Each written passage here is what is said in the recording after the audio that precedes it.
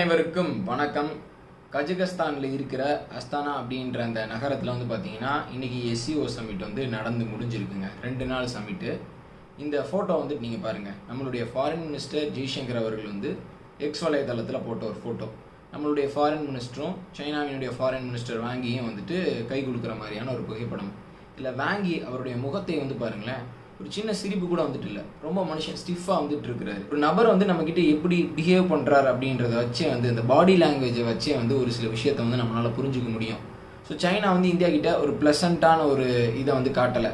So எதுவும் இந்தியாவுக்கும் சைனாவுக்கும் இடையில சரியாக இல்லை அப்படின்றது இதிலிருந்தே தெரியுது நண்பர்களே. நம்மளுடைய பாரத பிரதமர் நரேந்திர மோடி அவர்கள் எஸ்சிஓ சம்மிட்டை ஸ்கிப் பண்ணதே ஒரு மிகப்பெரிய விஷயமாக நிறைய பேர் பார்க்குறாங்க. நானும் இது ஒரு சாதாரணமான விஷயமா பார்க்கல. இந்த ஷாங்காய் கோஆப்ரேஷன் ஆர்கனைசேஷனுடைய சைட்லைன்ஸில் மீட்டிங் நடந்திருக்கு. ஸோ அந்த பைலேட்ரல் மீட்டில் பார்த்தீங்கன்னா நம்மளுடைய ஃபாரின் மினிஸ்டர் ஜெய்சங்கர் அவர்கள் வாங்கிக்கிட்ட நிறையா விஷயத்தை ரொம்ப ஸ்ட்ராங்காக கன்வே பண்ணியிருக்கிறாரு. ஆல்ரெடி ஸ்ட்ராங்காக சைனா கிட்ட நிறைய முறை சொல்லியாச்சு. இந்த முறையும் இந்த சந்தர்ப்பத்தை பயன்படுத்தி ஒரு விஷயத்தை நம்ம தெளிவாக சொல்லியிருக்கிறோம். என்ன அப்படின்னா, லைன் ஆஃப் ஆக்சுவல் கண்ட்ரோலில் சீக்கிரமாக ஒரு அமைதி திரும்பினா மட்டும்தான் இந்தியா சீனா உறவுகள் நார்மலாக இருக்கும் அப்படின்றத நம்ம தெளிவுபடுத்தி இருக்கிறோம். இப்போ இந்தியாவுக்கும் சைனாவுக்கும் இடையில பார்த்துக்கிட்டிங்கன்னா டைரக்ட் ஃப்ளைட் கிடையாது. இந்தியாவில் சைனீஸ் ஜேர்னலிஸ்ட் கிடையாது. சீனாவினுடைய பத்திரிகையாளர்கள் இந்தியாவுக்கு வர இப்போ நம்ம விசா வழங்குறது இல்லை. அதே மாதிரியே நம்மளுடைய ஜேர்னலிஸ்ட்டுக்கும் பதிலுக்கு அவங்க பார்த்திங்கன்னா விசா வழங்க மாட்டுறாங்க. ஸோ உறவுகள் ரொம்பவே ஃப்ராஸ்டியாக இருக்கு. ஸோ அதனால் சைனாவுக்கும் தெரியும் இந்த லைன் ஆஃப் ஆக்சுவல் கண்ட்ரோல் பிரச்சனைனால தான் இந்தியா ரொம்ப விரப்பாக இருக்கிறாங்க. நிறைய நடவடிக்கைகளை வரப்போகிற காலங்களில் சீனாவை குறி வச்சு அவங்க இருப்பாங்க அப்படின்றது சைனாவுக்கும் தெரியும். நம்மளுடைய ஃபாரின் மினிஸ்டர் இந்த விஷயத்தை பைலேட்ரல் மீட்டிங்கில் அந்த எல்ஐசி சம்மந்தமாக சொன்னது மட்டும் இல்லாமல் அந்த மல்டிலேட்ரல் பிளாட்ஃபார்மில் எல்லோரும் இருக்கிறப்போ அவர் சொன்ன ஒரு முக்கியமான விஷயம் என்ன அப்படின்னு பார்த்துக்கிட்டிங்கன்னா, இந்த இன்ஃப்ராஸ்ட்ரக்சர் ப்ராஜெக்ட்ஸ் இருக்குல்ல, ஸோ அது எல்லாமே மற்றவங்களுடைய இறையாண்மையை வயலேட் பண்ணக்கூடாது அப்படின்னு சொல்லி பாகிஸ்தானில் சீனா பண்ணிகிட்டு இருக்கக்கூடிய அந்த சைனா பாகிஸ்தான் எக்கானமிக் காரிடாரை குறிப்பிட்டு அவர் சொல்லியிருக்கிறாரு. இன்டைரக்டாக குறிப்பிட்டு அவர் சொல்லியிருக்கிறாரு. போன முறையும் பார்த்தீங்கன்னா எஸ்சிஓ பிளாட்ஃபார்மில் இதை நம்ம ஒரு முக்கியமான ஒரு பாயிண்ட்டாக நம்ம வச்சோம். ஸோ ஒவ்வொரு முறையும் இந்த ஒரு பாயிண்ட்டையும் நம்ம சாலிடாக வச்சிடணும். ஸோ சீனாவுக்கு எல்லா விதத்துலையுமே இந்தியா இந்த ஷாங்காய் கோஆப்ரேஷன் ஆர்கனைசேஷனில் பண்ணுற அந்த விஷயங்கள் சுத்தமாக இப்போ பிடிக்கலை. இப்போ நம்மளுடைய பாரத பிரதமர் இந்த மீட்டிங்கை ஸ்கிப் பண்ண அந்த விஷயத்துக்கு நான் வர்றேன். அவர் ரஷ்யாவுக்கு இந்த வாரத்தோட இறுதியில் இல்லை அடுத்த வாரம் போக போகிறாரு. இப்போது இந்த கஜகஸ்தான் சமிட்டை முடிச்சுட்டு அடுத்து கூட அவர் கஜகஸ்தானில் இந்த எஸ்சிஓ சமிட்டை முடிச்சுட்டு அடுத்து கூட அப்படியே அவர் ரஷ்யாவுக்கு போயிருக்கலாம். ஆனால் அவர் போகலை. பர்பஸ்ஃபுல்லாக இந்த விசிட்டை அவர் ஸ்கிப் பண்ண மாதிரி தான் பலர் பேசுகிறாங்க. என்னை பொறுத்த வரைக்கும் நம்மளுடைய பாரத பிரதமர் இந்த விசிட்டை ஸ்கிப் பண்ணது ரொம்ப நல்ல விஷயம்னு நான் சொல்லுவேன். இந்த விசிட்டை அவர் ஸ்கிப் பண்ணதற்கான முக்கியமான காரணம் என்னவா இருக்கும் அப்படின்னு பார்த்துக்கிட்டிங்கன்னா, எஸ்சிஓ சமிட்டை பார்த்தீங்கன்னா சீனா அவங்களுடைய ஒரு பிளாட்ஃபார்ம் மாதிரி அவங்களுடைய டாமினன்ஸுக்கு இதாக எடுத்துக்கிறதுக்கு முயற்சி பண்ணுறாங்க. அது மட்டும் இல்லாமல் இந்தியா எல்லாருமே அந்த சமிட் ரொம்ப ஒரு சக்ஸஸ்ஃபுல் சமிட்டாக முடிஞ்சிடும். மேற்கத்திய நாடுகளுக்கு எதிராக நம்ம ஏதோ செஞ்சிட்டோம் அப்படின்ற மாதிரி எஸ்சிஓவை சீனா ஒரு கருவியாக பயன்படுத்துவதற்கு முயற்சி பண்ணி இருக்கிறாங்க. ஸோ இந்தியாவோட ஆப்சன்ஸ் சீனாவுக்கு ஒரு மெசேஜ் தான், ஒரு டைரக்ட் மெசேஜ். என்னன்னா, எஸ்சிஓவில் இருக்கக்கூடிய மெம்பர் கண்ட்ரிஸ்குள்ளேயே நிறையா விஷயங்கள் சரியில்லை. இந்தியா சீனாவுக்கும் இடையிலே நிறையா முரண்பாடுகள்லாம் இருக்கு. ஸோ நம்ம சமிட் அப்படின்றது சக்ஸஸ்ஃபுல் எப்போ அப்படின்னா, அங்கே இருக்கக்கூடிய மெம்பர்ஸ் எல்லாருமே ஒன்றா உட்காந்து நிறையா விஷயங்கள் பேசினா டிஸ்கஸ் பண்ணால் மட்டும்தான். மோடி அவர்களே வரல, என்னப்பா சமிட்டில் ஒரு பெரிய டெமோக்ரஸி, அவங்களே அவங்க நாட்டினுடைய தலைவரே வரல அப்படின்னு சொல்லிட்டு எல்லாருமே பேசுவாங்கல்ல. இது முதல் விஷயம். ரெண்டாவது விஷயம் பார்த்துக்கிட்டிங்கன்னா, நம்மளுக்கும் சைனாவுக்கும் இடையில லைன் ஆஃப் ஆக்சுவல் கண்ட்ரோலில் ஒரு மிகப்பெரிய டிஸ்பியூட் இருக்கு. ஸோ இந்த நேரத்தில் ஜி ஜின்பிங்கை நேரில் சந்திக்கிறத நம்மளுடைய பிரதமர் அவாய்ட் பண்ணியிருக்கிறாரு. இது ஒரு பிரேவ் டிசிஷன் தான். ஸோ இந்த 2 முக்கியமான காரணங்கள். சமிட்டை அட்டன் பண்ணாமல் டேரெக்டாக பார்த்தீங்கன்னா நம்மளுடைய பிரைம் மினிஸ்டர் எங்கே போகிறார் அப்படின்னா ரஷ்யாவுக்கு போகிறாரு. ரஷ்யாவில் போயிட்டு நம்மளுடைய பிரைம் மினிஸ்டர் எல்லா விஷயங்கள் சம்மந்தமாகவும் டிஸ்கஸ் பண்ணுவார் அப்படின்னு எதிர்பார்க்கப்படுது. குறிப்பாக இந்தியாவுக்கும் சீனாவுக்கும் இடையில் இருக்கக்கூடிய எல்லை பிரச்சனை, அதனால எஸ்சிஓ சம்மிட்டில் அவர் கலந்துக்காதது, ஸோ இப்படி பலதரப்பட்ட பேச்சுவார்த்தைகள் இருக்கும் அப்படின்றது என்னுடைய உள்ளுணர்வு. அப்படி தான் இருக்கும்னு நான் நினைக்கிறேன். ஸோ அதனால் ரஷ்யாவும் சீனாவுக்கு ஒரு ப்ரெஷரை சின்ன ப்ரெஷரை போடுவாங்க. என்ன அப்படின்னா, இந்த எல்ஐசி டிஸ்பியூட்டை ரிசால்வ் பண்ணிக்கோங்க, சுச்சுவேஷனை நார்மல் ஆக்கிங்க அப்படின்ற அந்த ஒரு விஷயத்தை கண்டிப்பாக ரஷ்யாவும் சீனா கிட்ட சொல்லுவாங்க.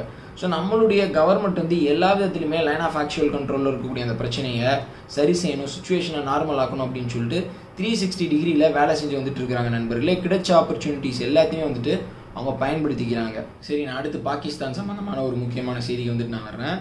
இதுக்கு ப்ரோ பாகிஸ்தான் பற்றி அடிக்கடி பேசுகிறீங்க அப்படின்னு சொல்லிட்டு ஒரு சிலர் வந்துட்டு கேட்கலாம். நம்மளை எய்ம் பண்ணி நம்மளை கவுண்டர் பண்ணி அவங்க ஒரு சில விஷயங்கள் வந்து செஞ்சு வந்துட்டு இருக்கிறாங்க. அதனால் அதை வந்து நம்ம கண்டிப்பாக வந்து தெரிஞ்சுக்கணும். நம்மளுடைய ஆப்போனண்ட் வந்து நம்மளை ஃபோக்கஸ் பண்ணி செய்யக்கூடிய விஷயத்தை வந்து நம்ம தெரிஞ்சுக்காமல் இருந்தோம் அப்படின்னா அது நமக்கு தான் வந்து ஆபத்து நண்பர்களே. பாகிஸ்தானினுடைய ஒரு முக்கியமான மிலிட்ரி ஜெனரல் ஷஹீர் ஷம்ஷாத் அப்படின்றவர், அவர் வந்து பார்த்தீங்கன்னா போன மாதம் ஜூன் மாதம் வந்து துருக்கிக்கு வந்துட்டு போயிருக்கிறாரு. அவர் வந்து ஒரு முக்கியமான பொறுப்பில் இருக்கக்கூடியவர். பாகிஸ்தானினுடைய 3 ஆர்ம்டு விங்ஸ் வந்துட்டு இருக்கிறாங்களே, நேவி, ஏர்ஃபோர்ஸ், அப்புறம் வந்து ஆர்மி. ஸோ இது 3க்கும் இதனுடைய அந்த 3 சேர்ந்து ஒரு கமிட்டி இருக்கும். ஸோ அதனுடைய ஒரு சேர்மேன் தான் வந்துட்டு இவர். ஸோ இவர் வந்து போன மாதம் துருக்கிக்கு வந்துட்டு போயிருக்கிறாரு. அங்கே வந்து இவங்க முக்கியமாக டிஸ்கஸ் பண்ண விஷயம் எதை பற்றி அப்படின்னு பார்த்துக்கிட்டிங்கன்னா நிறையா விஷயம் டிஸ்கஸ் பண்ணியிருக்கிறாங்க. அதில் ஒரு முக்கியமான விஷயம் இந்தியா சம்மந்தமாக பெரிய அளவுக்கு பேசியிருக்கிறாங்க.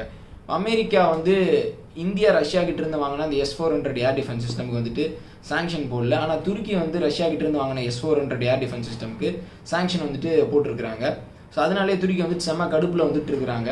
இப்போ இந்த S-400 ஏர் டிஃபென்ஸ் சிஸ்டம் சம்பந்தமாக பாகிஸ்தானுடைய அந்த ஜெனரல் வந்து துருக்கியினுடைய அந்த ஆர்மி சீஃப் கிட்ட பெரிய அளவுக்கு பேசினதாக வந்துட்டு கூறப்படுகிறது. S-400 பற்றி வந்துட்டு தெரிஞ்சுக்கணும் அப்படின்னா அவங்க துருக்கி கிட்ட இருந்தே ஃபர்ஸ்ட் ஹேண்டாக பாகிஸ்தானால் தெரிஞ்சிக்க முடியும். அது மட்டும் இல்லாமல் பாகிஸ்தான் ஆக்குபைட் காஷ்மீருக்கு உங்களுடைய சப்போர்ட்டை, கண்டினியூஸ் சப்போர்ட்டை வந்துட்டு நீங்கள் வழங்கணும் அப்படின்னு சொல்லிட்டு பாகிஸ்தானினுடைய ஜெனரல் வந்துட்டு கேட்டிருக்கிறாரு. அது மட்டும் இல்லாமல் ஃபைனான்ஷியல் ஆக்ஷன் டாஸ்க் ஃபோர்ஸ் அப்படின்னு சொல்லிட்டு நிறையா விஷயங்கள் சம்மந்தமாக வந்து அவங்க டிஸ்கஸ் பண்ணியிருக்கிறாங்க. இந்தியாவுக்கு துருக்கி வந்து ஆயுதங்கள் எதுவும் வழங்கிடக்கூடாது அப்படின்ற ஒரு விஷயத்தையும் வந்துட்டு அவர் சொல்லியிருக்கிறாரு. நம்ம துருக்கி கிட்ட இருந்து எந்த ஆயுதத்தையும் வந்துட்டு வழங்கலை. இருந்தாலும் முன்கூட்டியே வந்துட்டு அவங்க சொல்லிக்கிறாங்க, இந்த மாதிரி எந்த டீலும் சின்ன லெவலில் கூட வந்துட்டு வச்சுக்காதீங்க அப்படின்னு சொல்லிட்டு பாகிஸ்தான் தரப்புலேருந்து வந்துட்டு சொல்லிக்கிறாங்க. அதே மாதிரியே துருக்கியினுடைய ஒரு சில பிரச்சனைகள் அதுக்கு வந்து பாகிஸ்தான் நாங்கள் வந்து முழு ஆதரவு கொடுக்குறோம் அப்படின்னு சொல்லிட்டு சொல்லியிருக்கிறாங்க. நம்ம நாட்டில் ஒரு ஃபாரின் மினிஸ்டர் வந்துட்டு இந்த வேலையை வந்துட்டு பண்ணுவார். ஆனால் பாகிஸ்தானில் வந்துட்டு பாருங்கள் மிலிட்ரி தான் வந்துட்டு ஏகப்பட்ட வேலையை வந்துட்டு செய்கிறாங்க நண்பர்களே. ஸோ பாகிஸ்தானும் துருக்கியும் அவங்களுடைய அந்த பார்ட்னர்ஷிப் அப்படின்றது கண்டினியூஸாக இனிமேல் வரப்போகிற காலங்களையும் ரொம்பவே ஸ்ட்ராங்காக வந்துட்டு இருக்கும். பாருங்கள், துருக்கி வந்து அவங்களுடைய 5th ஜென்ரேஷன் ஃபைட்டர் ஜெட், இந்த கான் அப்படின்ற ஒரு ஃபைட்டர் ஜெட்டினுடைய அந்த ப்ரோட்டோடைப்பை வந்துட்டு ரெடி பண்ணிட்டாங்க. ஃபர்ஸ்ட் மாடல் வந்துட்டு வந்துருச்சு. இன்னும் ஒரு 5 வருஷத்துக்குள்ளே பாகிஸ்தான் வந்து அந்த ஃபைட்டர் ஜெட்டை அவங்களுடைய ஏர்ஃபோர்ஸ்க்கு வந்துட்டு வாங்குவதற்கு முயற்சி பண்ணி வந்துக்கிட்டு இருக்கிறாங்க. ஸோ இது எல்லாமே வந்து பார்த்துக்கிட்டிங்கன்னா நம்மளுக்கு ஒரு அச்சுறுத்தல் தான். இதை வந்துட்டு நம்ம ஈஸியாக லைட்டாக வந்துட்டு எடுத்துக்க முடியாது. எப்படி ஒரு பக்கம் சைனா வந்து பாகிஸ்தானுக்கு ஒரு பெரிய ஒரு ஹெல்ப் பண்ணுறாங்களோ, ஹெல்ப்னு சொல்லிட்டு சொல்ல முடியாது, இந்தியாவுக்கு எதிராக பாகிஸ்தானை பெரிய அளவுக்கு வந்துட்டு அவங்க பயன்படுத்திக்கிறாங்க. இன்னொரு பக்கம் வந்து பார்த்துக்கிட்டிங்கன்னா துருக்கி வந்து பாகிஸ்தானுக்கு ஒரு பெரிய அளவுக்கு அரணாக இருக்கிறார்கள் நண்பர்களே. ஸோ நம்ம அதனால தான் நம்மளுடைய டிஃபென்ஸ் ஸ்பெண்டிங்கை வந்துட்டு பெரிய அளவுக்கு அதிகப்படுத்த வேண்டியதாக இருக்குது. இப்போ அடுத்து இன்னொரு செய்தி வந்துட்டு சொல்கிறேன். பாகிஸ்தான் இந்தியாவுக்கு எதிராக செஞ்சுட்டு இருக்கிறது. பாகிஸ்தானினுடைய அதாவது பாகிஸ்தான் ஆக்குபைட் காஷ்மீரில் இருக்கக்கூடிய அந்த பயங்கரவாத இயக்கங்கள் வந்து பார்த்துக்கிட்டிங்கன்னா இப்போ ரொம்ப ஆக்டிவாக வந்துட்டு இருக்கிறாங்க. ஒவ்வொரு சம்மர் டயத்துலையும் வந்து பார்த்திங்கன்னா அங்கே இருக்கக்கூடிய அந்த டெரர் லான்ச் பேட்ஸ் வந்துட்டு பயங்கரமாக அங்கே ஆக்டிவிட்டி வந்துட்டு அதிகமாகிரும். ஸோ இந்த முறையும் அந்த மாதிரி தான் இருக்குது. போன முறையோட வந்துட்டு ரொம்ப அதிகமாக இருக்குது. இந்த ஜூன் மாதம் பெரிய அளவுக்கு பயங்கரவாதிகளை LOC வழியாக பாகிஸ்தான் வந்து எக்ஸ்போர்ட் பண்ணியிருக்கிறாங்க. ஒரு சில பயங்கரவாதிகள் இன்னமும் வந்து பார்த்துக்கிட்டிங்கன்னா நம்ம side Jammu and Kashmir side வந்துட்டு நடமாடிட்டு இருக்கிறாங்க. இன்னும் நிறையா பயங்கரவாதிகள் வந்து இந்த டெரர் லான்ச் பேட்ஸ்லேருந்து நம்ம சைடு உள்ளே வருவதற்கு வந்துட்டு தயாராக இருக்கிறாங்க. இப்போது ஜம்மு அண்ட் காஷ்மீருக்கு ஆப்போசிட்டில் அந்த பக்கம் POK சைடு வந்துட்டு நான் சொல்கிறேன், ஜெய்ஷ் இ முகமது வந்து பார்த்துக்கிட்டிங்கன்னா நௌஷேராக்கு ஆப்போசிட்டாக இருக்கக்கூடிய பகுதியில் அவங்களுடைய டெரர் கேம்ப் வந்துட்டு ரொம்ப ஆக்டிவாக்கி அங்கே வந்து ரெடியாக இருக்கிறாங்க இன்ஃபில்ட்ரேட் பண்ணுவதற்கு. லஷ்கர் இ தொய்பா வந்து பார்த்துக்கிட்டிங்கன்னா மச்சல் அப்படின்ற அந்த பகுதிக்கு ஆப்போசிட்டில் இருக்கக்கூடிய LOC சைடில், அதாவது பாகிஸ்தான் ஆக்குபைட் காஷ்மீர் சைடில் வந்துட்டு நம்மளுடைய டெரர் லான்ச் பேடை வந்துட்டு ஆக்டிவேட் பண்ணியிருக்காங்க. இதற்கிடையில் வந்து பார்த்துக்கிட்டிங்கன்னா பாகிஸ்தான் ஆர்மி வந்து பார்த்தீங்கன்னா பாகிஸ்தான் ஆக்குபைட் காஷ்மீரில் அவங்களுடைய அந்த பொசிஷனை ரொம்ப ஸ்ட்ராங் பண்ணிக்கிறாங்க. நிறைய டிஃபென்சிவ் ஃபோர்ட்டிஃபிகேஷன்ஸ், பங்கர்ஸ் அமைக்கிறது, ட்ரென்ச்சஸ் அமைக்கிறது, ஸோ இந்த மாதிரி நிறையா ஃபோர்ட்டிஃபிகேஷன்ஸை பாகிஸ்தான் வந்து செட்டப் பண்ணி வந்துட்டு இருக்கிறாங்க அப்படின்ற அந்த செய்தியிலும் வந்து தெரிய வந்திருக்கு நண்பர்களே. வரப்போகிற வாரங்களில் பாகிஸ்தான் வந்து பெரிய அளவுக்கு பாகிஸ்தான் ஆர்மியால் ட்ரெயின் செய்யப்பட்ட பயங்கரவாதிகளை, ரொம்ப ஆர்ம்டு, ஹெவிலி ஆர்ம்டு டெரரிஸ்ட்டை வந்துட்டு LOC வழியாக இன்ஃபில்ட்ரேட் பண்ணுவதற்கு வந்துட்டு முயற்சி பண்ணுவாங்க அப்படின்ற மாதிரியான செய்திகள் வந்து வந்திருக்கு. ஸோ இப்படி அவங்களுடைய 24/7 அவங்களுடைய அஜெண்டா வந்து என்னவா இருக்குது அப்படின்னா இந்தியாவுக்கு எதிராக செயல்படணும் அப்படின்ற இந்த விஷயத்தில் தான் வந்து அவங்க இயங்கி வந்துட்டு இருக்கிறாங்க. இப்போது அடுத்து இன்னொரு செய்திக்கு வந்துட்டு நான் வரேன். பாகிஸ்தானுக்குள்ளே நடந்து வந்துட்டு இருக்கக்கூடிய விஷயம். பாகிஸ்தான் வந்து பார்த்திங்கன்னா இந்த ஆப்ரேஷன் அசமி இஸ்தகம் அப்படின்ற ஒன்று வந்துட்டு இப்போது ஸ்டார்ட் பண்ண போகிறதா வந்துட்டு சொல்லியிருக்கிறாங்க. ஸோ அந்த ஆப்ரேஷனுக்கு வந்து கைபர் பக்துன்குவா பகுதியில் இருக்கக்கூடிய மக்கள் வந்து பெரிய அளவுக்கு எதிர்ப்பு தெரிவிச்சிருக்கிறாங்க. இந்த ஞாயிற்றுக்கிழமை வந்து பார்த்துக்கிட்டிங்கன்னா அவங்க வந்து ஒரு சிம்பாலிக்காக ப்ரொட்டஸ்ட் வந்துட்டு பண்ணியிருக்கிறாங்க. பேரணியெல்லாம் வந்துட்டு போயிருக்கிறாங்க. எதனால் வந்து அவங்க இந்த ப்ரொட்டஸ்ட் வந்துட்டு பண்ணியிருக்கிறாங்க அப்படின்னா இப்படிப்பட்ட ஆப்ரேஷனை பாகிஸ்தான் திருப்பி ஸ்டார்ட் பண்ணால் இந்த இடத்துல அமைதி அப்படின்றது வந்து பெரிய அளவுக்கு பாதிக்கப்படும். ஆல்ரெடி அமைதி இல்லை, நாங்கள் ரொம்ப கஷ்டப்பட்டுட்டு இருக்கிறோம் பயங்கரவாதிகளுக்கும் இராணுவத்துக்கும் இடையில. ஸோ இவங்க வந்து திருப்பி ஒரு ஆப்ரேஷனை ஸ்டார்ட் பண்ணாங்க அப்படின்னா நாங்கள் திருப்பி வேறு இடத்துக்கு வந்துட்டு போகணும். ஒரு போர் நடக்கிறப்போ ஒரு இடத்துல இருந்து மக்கள் வந்து டிஸ்பிளேஸ் ஆகி வேறு இடத்துக்கு போவாங்கல்ல. ஸோ அந்த மாதிரி தான் எங்களுடைய சுச்சுவேஷன் வந்துட்டு மாறும். இப்போது உக்ரைனில் போர் நடக்குது, அங்கேருந்து ஒரு இடத்துலேருந்து மக்கள் வேறு இடத்துக்கு போகிறாங்க. ஸோ அந்த மாதிரி ரொம்ப இந்த இடம் வந்து கபலீகரமாக வந்துட்டு மாறும். ஸோ அதனால் பாகிஸ்தான் வந்து இந்த ஆப்ரேஷனை கைவிடணும் அப்படின்னு சொல்லிட்டு அங்கே இருக்கக்கூடிய மக்கள் வந்து போராட்டத்தில் இறங்கி இருக்கிறாங்க. இன்னொன்று, பாகிஸ்தானில் இருக்கக்கூடிய எதிர்கட்சிகள், இம்ரான்கானினுடைய பிடிஐ கட்சி, அப்புறம் வந்து பார்த்துக்கிட்டிங்கன்னா ஜமாத்-இ இஸ்லாம் அப்படின்ற இன்னொரு right wing party, Fazlur Rahman அப்படின்னு சொல்லிட்டு ஒருத்தர் தான் அந்த கட்சியினுடைய தலைவர்.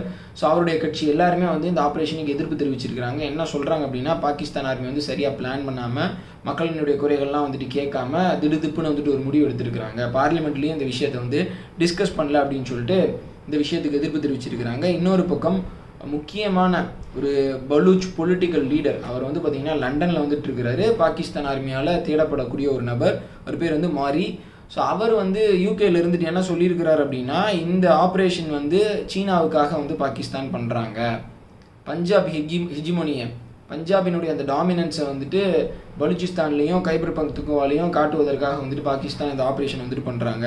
இதனால் அங்கே இருக்கக்கூடிய அப்பாவி பொதுமக்கள் தான் வந்துட்டு பாதிப்படைவாங்க அப்படின்னு சொல்லிட்டு ஒரு பலூச் பொலிட்டிக்கல் லீடர் வந்துட்டு இந்த ஆப்ரேஷனுக்கு எதிர்ப்பு தெரிவிச்சிருக்கிறாரு. ஸோ பாகிஸ்தானுக்குள்ளேயே ஒரு பெரிய பிரச்சனை அப்படின்றது தொடர்ச்சியாக வந்துட்டு போயிட்டு இருக்கு. என்றைக்குமே அமைதி அப்படின்றது இல்லை. சரி, இறுதியாக உக்ரைன் ரஷ்யா போர் சம்பந்தமான ஒரு முக்கியமான செய்தியை சொல்லி இந்த வீடியோ வந்துட்டு நான் முடிச்சுக்கிறேன். ரஷ்யா வந்து பார்த்துக்கிட்டிங்கன்னா சசிவ் யார் அப்படின்ற ஒரு முக்கியமான நகரத்தை கைப்பற்றி இருக்கிறாங்க. பல மாதங்களாக அந்த நகரத்தை பிடிக்கணும் அப்படின்னு சொல்லிட்டு ரஷ்யா முயற்சி பண்ணி வந்துட்டு இருந்தாங்க. ஸோ இப்போ அந்த நகரத்தை ரஷ்யா பிடிச்சதுனால ரஷ்யாவுக்கு ஒரு பெரிய ஸ்ட்ராட்டஜிக் அட்வான்டேஜ். ஏன் அப்படின்னா, அந்த நகரம் வந்து ஒரு உயரமான ஒரு பகுதியில் வந்துட்டு இருக்கு. ஒரு சின்ன மவுண்டைன் அப்படின்னே வந்துட்டு சொல்லலாம். ஒரு சின்ன மலையில தான் வந்துட்டு அந்த நகரமே வந்துட்டு இருக்கு. ஸோ உயரமான இடத்துல வந்து எப்பயுமே ஒரு ஃபோர்ஸஸ் இருந்தது அப்படின்னா சுற்றி இருக்கக்கூடிய பல பகுதிகளை ஈஸியாக வந்து டார்கெட் பண்ண முடியும். ஈஸியாக உக்ரைனுடைய அந்த சப்ளை ரூட் இது எல்லாத்தையுமே வந்துட்டு அடிக்க முடியும். ஸோ கார்கில் வாரில் பாகிஸ்தான் அதை திங்க் பண்ணி தான் கார்கில் பாயிண்ட்டை வந்துட்டு அவங்க பிடிச்சாங்க. கடைசியில் அது வந்து அவங்களுக்கு தோல்வியில் முடிஞ்சிருச்சு. ஸோ அந்த மாதிரி ஒரு முக்கியமான ஒரு மலைப்பகுதியை இப்போ ரஷ்யா வந்துட்டு பிடிச்சிருக்கிறாங்க. இந்த சசிவியார் டவுன் வந்து பார்த்துக்கிட்டிங்கன்னா பேக்மத்துக்கு பக்கத்தில் இருக்கக்கூடிய ஒரு பகுதி.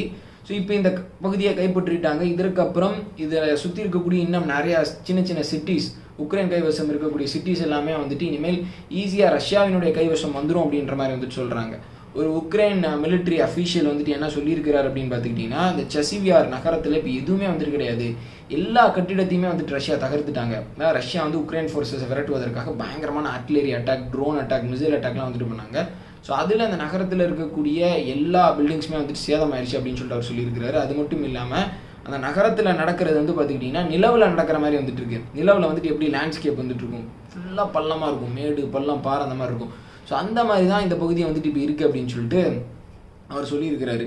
ஸோ ஒரு பக்கம் உக்ரைன் ரஷ்யா வார் வந்து பெரிய அளவுக்கு இன்டென்சிவாக வந்துட்டு போயிட்டுருக்கு. ரஷ்யா கிட்டத்தட்ட 2 வருஷத்துக்கு மேலாக ஒரு பெரிய போர் வந்து தொடுத்து வந்துட்டு இருக்கிறாங்க. அவ்வளோ அம்யூனிஷன்ஸ் வந்துட்டு அவங்க மேனுஃபேக்சர் பண்ணி வந்துட்டு இருக்காங்க. ஸோ இந்த அளவுக்கு ஒரு போர் வந்து பெரிய அளவுக்கு நீடிச்சிருக்கிறது ரொம்ப ஒரு ஆபத்தான ஒரு விஷயம். இது சீக்கிரமாக வந்துட்டு முடிவுக்கு வரணும் நண்பர்களே. ஸோ இதோட இந்த வீடியோ வந்துட்டு நான் முடிச்சுக்கிறேன். ஸோ இந்த வீடியோவில் நீங்கள் தெரிஞ்சுக்கிட்ட முக்கியமான விஷயத்தை மறக்காமல் உங்களுடைய நண்பர்களுக்கு ஷேர் பண்ணுங்கள். நாளைக்கு வேறு ஒரு வீடியோவில் சந்திக்கலாம். அது வரைக்கும் சேனலோட இணைஞ்சிருங்க. மறக்காமல் சேனலுக்கு சப்போர்ட் பண்ணுங்கள். எல்லா வீடியோவுமே வந்துட்டு நீங்கள் ஓப்பன் பண்ணி பாருங்கள். அந்த கண்டென்ட் வந்துட்டு உங்களுக்கு ரொம்ப பிடிக்கும். ஸோ டெய்லி வீடியோ மிஸ் பண்ணாமல் வந்துட்டு பாருங்கள். பெல் பட்டனையும் மறக்காமல் வந்துட்டு கிளிக் பண்ணிக்கோங்க. ஜெய் ஹிந்த்.